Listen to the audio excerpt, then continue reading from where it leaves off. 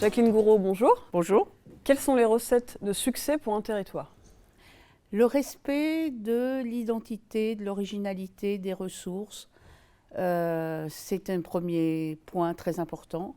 La qualité des hommes et des femmes qui font le territoire et bien sûr un travail en commun, c'est-à-dire que l'État, les collectivités territoriales, les citoyens travaillent ensemble.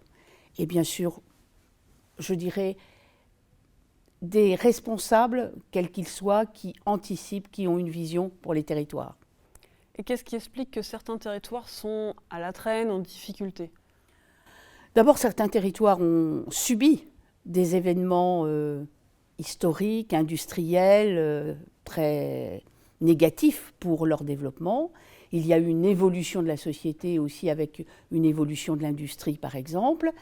Il y a des territoires qui, effectivement, ont souffert plus que d'autres. Et aujourd'hui, il y a des territoires qui ont su se mobiliser, qui ont su se développer en travaillant en commun. Et je suis ici à Rennes, je suis en Bretagne.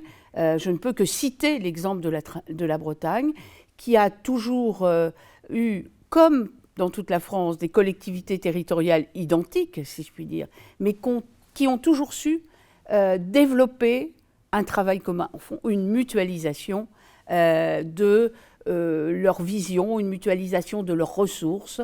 Et vous savez, il y a longtemps que je suis engagée en politique, ce qui m'a toujours frappée, c'est qu'en Bretagne, quelles que soient les étiquettes des gens, tout le monde travaille pour la Bretagne. Ce n'est pas le cas dans toute la France. Il y a des spécificités qui font qu'il n'y a pas toujours ce travail de mutualisation. Est-ce que vous avez l'impression que le vivre ensemble, dans certains endroits, est en difficulté? Oui, le vivre ensemble est en difficulté dans certains endroits. Et évidemment, il faut que l'État accompagne les territoires qui sont en plus grande difficulté.